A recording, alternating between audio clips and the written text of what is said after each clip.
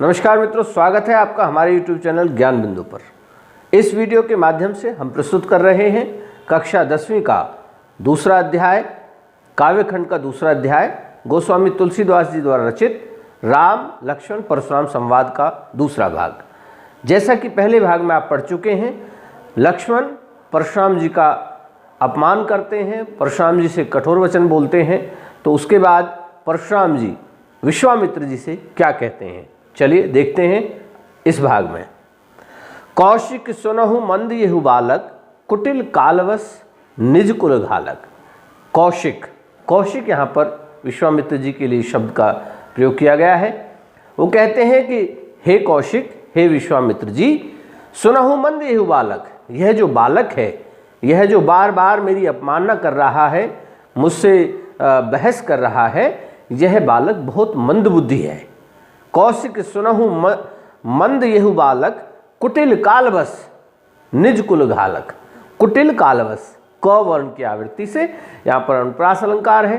कुटिल कालवश, यह बहुत कुटिल है और काल के वशीभूत हो गया है, और यह अपने कुल को भी काल के गाल में समाने के लिए प्रेरित कर रहा है, या अपने कुल को काल के गाल में समा देना चाहता है। भानुवंश राकेश कलंकु, यह सूर्यवंश में ऐसा है जैसे चंद्रमा के अंदर कलंक होता है। भानुवंश सूर्यवंश में उत्पन्न यह बालक ऐसा प्रतीत होता है जैसे चंद्रमा के अंदर कलंक दिखाई देता है। और निपट निरंकुश अवधु असंकु, यहाँ पर अनुप्रास की छटा आप देख रहे हैं। निपट निरंकुश 9 वर्ण की आवृत्ति है, और आगे अवधु असंकु अ स्वर आ जाता है। तो कहते हैं कि यह बिल्कुल निपट, बिल्कुल निरंकुश है, और असंक मतलब भयभीत नहीं होता है, और यह बिल्कुल इस समय ऐसा प्रतीत होता है कि यह काल के वश है। काल कबल हो ही क्षण माही, कहो पुकारी खोरी मोहि नाही। और एक क्षण के भीतर ही यह काल कवलित हो जाएगा, अर्थात यह मेरे द्वारा मारा जाएगा, फिर तुम पुकार कर मुझे दोष मत देना, इसमें मेरा कोई दोष नहीं होगा। यहाँ यह सारी बातें परशुराम जी विश्वामित्र जी को कह रहे हैं। तुम्हें हट कहू जो चहु बारा, कही प्रताप बल रोसु हमारा। कहते हैं कि हे विश्वामित्र जी, यह सिर्फ तुम्हारे अच्छे स्वभाव, अच्छे जो तुम्हारा स्वभाव है उसके कारण ही यह सिर्फ अब तक मैंने बचाया हुआ है, या इसको मैंने अभी तक दंड नहीं दिया है। और इसलिए मैं कहना चाहता हूँ कि तुम इसको हमारा बल, प्रताप और रोष यह बता दो कि हम कैसे, कितने क्रोधी और किस प्रकार का हमारा स्वभाव है। आगे कहते हैं, लखन कहे मुनि सुजस तुम्हारा, तुम ही अछत को बरने पारा। लक्ष्मण जी पुनः दोबारा से व्यंगोक्ति करते हुए कहते हैं कि हे मुनिवर, हे मुनि श्रेष्ठ, हे परशुराम जी, आपसे तुम्हारा सुजस तुमसे ज़्यादा अच्छी तरह कौन वर्णन कर सकता है। अपने मुँह तुम आप ही करनी, बार अनेक भांति बहुवर्णी। अपने मुँह से आपने अपनी करनी, अपनी करतूतों को, अपने कामों को या अपने बल को अनेक बार अनेक प्रकार से बता दिया है, तो तुमसे अच्छा और कौन बता सकता है। फिर आगे कहते हैं, नहीं संतोष तय पुनि कछ कहूँ। अगर तुम्हें अब भी संतोष नहीं है तो फिर कुछ और कह दीजिए, या और वर्णन, कोई और कथा सुनाइए, अपने विषय में अपना बल प्रताप हमको बताइए। जन ऋष रो की दुसह दुख से, बिना बात की, व्यर्थ में ही उसको रोक करके, या अपने मन में जो आई हुई बात को रोक करके तुम कष्ट सहन क्यों कर रहे हो। नहीं संतोष तपुन कुछ कहू, जने ऋष रोकी दुसह दुख सहु। वीर व्रते तुम धीर अछोबा, गारी देत न पावहु सोबा। तुम वीर व्रती हो और धीर धैर्यशाली हो। तुम हे परशुराम जी, तुम आप गाली देते हुए बिल्कुल भी शोभा नहीं पाते हो। फिर कहते हैं सूर समर करनी करही, कहीं न जनावही आपू, विद्यमान रन पाए रिपु, कायर कथहि प्रतापु। वो कहते हैं कि हे परशुराम जी, जो शूर होता है, जो वीर होता है, वह समर करनी करही, समर माने युद्ध क्षेत्र में अपनी करनी करता है, अर्थात अपना युद्ध कौशल दिखाता है। कहीं न जनावही आपू, और कह कह करके अपने आप को नहीं बताता है कि मैं कितना बड़ा वीर हूं। विद्यमान रन पाई रिपु, कायर कथहि प्रतापु। सामने शत्रु को, रण क्षेत्र में शत्रु को सामने देखकर केवल कायर लोग ही अपना बल बखानते हैं। इस तरह से यहाँ पर परशुराम जी को व्यंग्योक्ति करते हुए लक्ष्मण पुनः एक तरह से चेतावनी देते हैं। और हम अगली चौपाइयों में देखेंगे कि वो किस तरह से क्या कहते हैं। परशुराम जी कहते हैं कि तुम है तो काल हाँक जनु लावा। लक्ष्मण पुनः उनसे व्यंग्योक्ति करते हैं, तुम है तो काल हाँक जनु लावा, बार बार मोहि लागी बोलावा, सुनत लखन के वचन कठोरा, परसु सुधारि धरऊ कर घोरा। कहते हैं कि तुम तो ऐसा लगता है, हे परशुराम जी, ऐसा लगता है कि जैसे तुम मेरे लिए काल को हाँक करके ला रहे हो, बार बार मोहि लागी बुलावा, मेरे लिए बार बार उसको आवाज दे रहे हो। सुनत लखन के वचन कठोरा, परसु सुधारि धरऊ कर घोरा।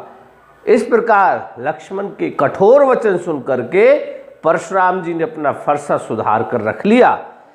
अब जनि देव दोष मोहि लोगु, कटुवादी बालक बद जोगु।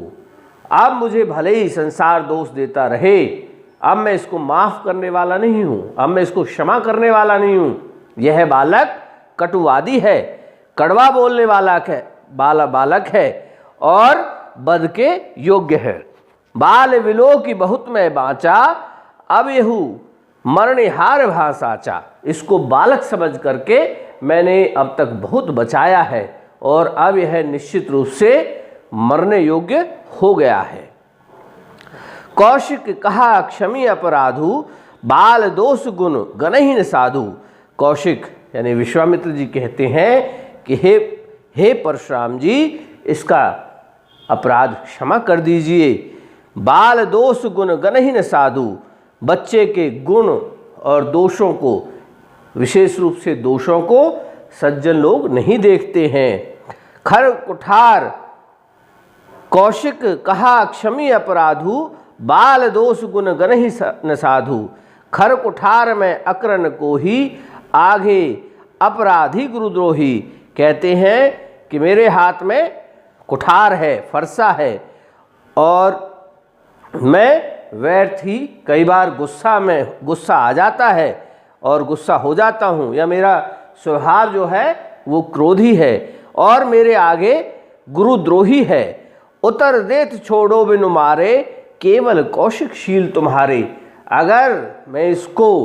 अगर इतना यह बोल रहा है, अगर मैं इसको जिंदा छोड़ रहा हूँ, तो हे कौशिक, हे विश्वामित्र जी, केवल तुम्हारे शील स्वभाव के कारण ही छोड़ रहा हूँ। न तो ये ही काटी कुठार कठोरे, गुरु ही उऋण होते श्रम थोरे। नहीं तो इस कठोर कुठार से इसको यहीं अभी तहस नहस कर देता, या इसको काट देता या मार देता, और गुरु के ऋण से थोड़े ही प्रयास में उऋण हो जाता।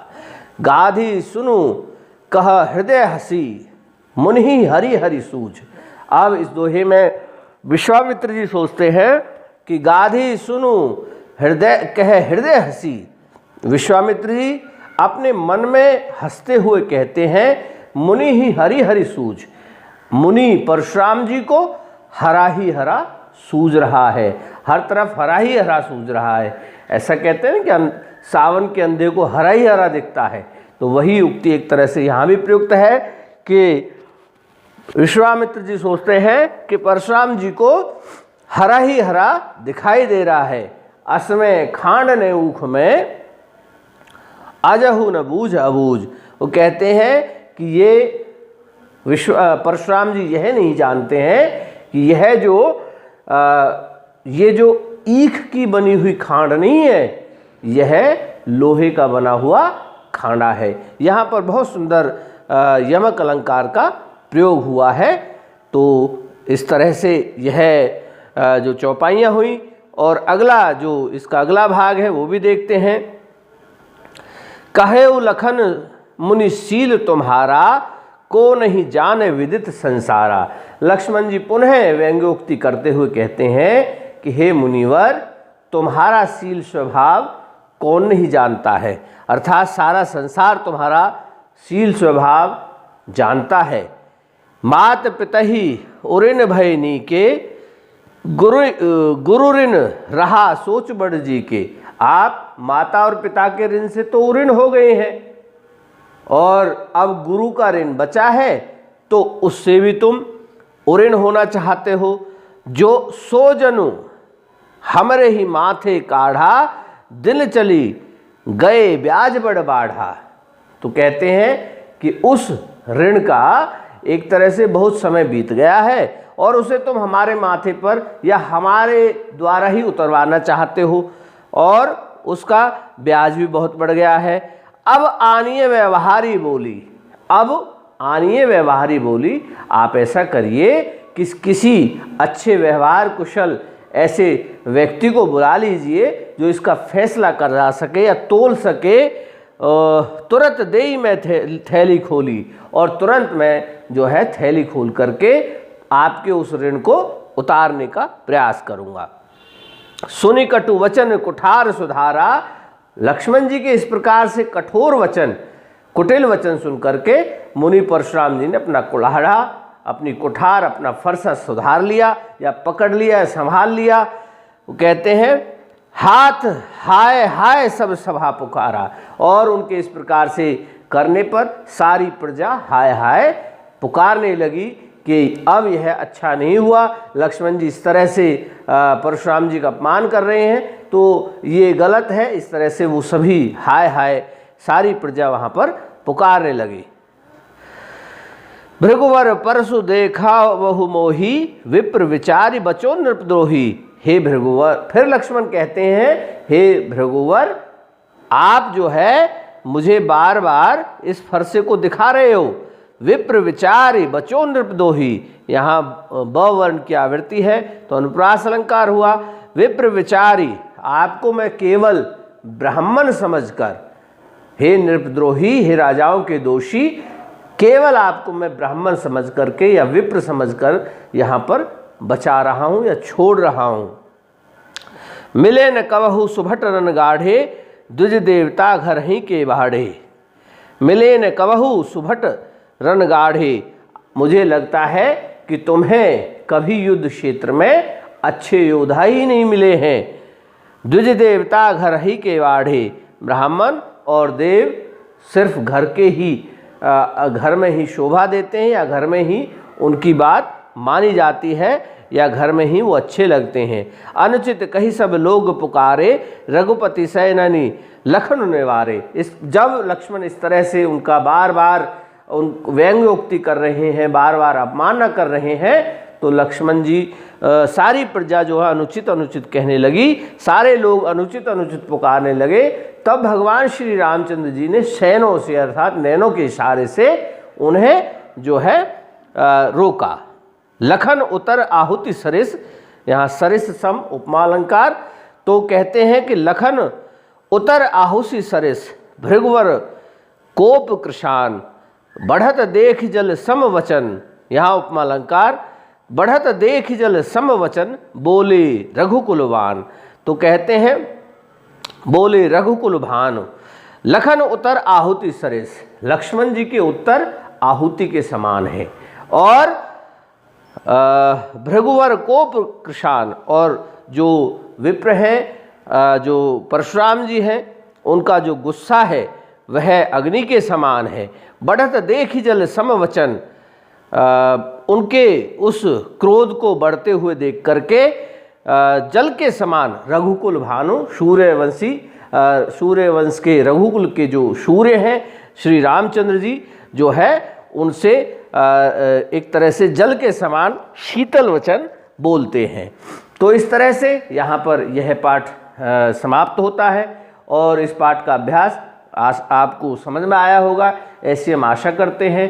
तो बने रहिए हमारे YouTube चैनल ज्ञान बिंदु के साथ। चैनल को सब्सक्राइब करिए, बेल आइकॉन को दबाइए और लाइक करिए, शेयर करिए और जुड़े रहिए अपने अभ्यास कार्य, अपने पाठों के साथ। अगली वीडियो में हम इस पाठ का अभ्यास कार्य पूरा करेंगे। धन्यवाद।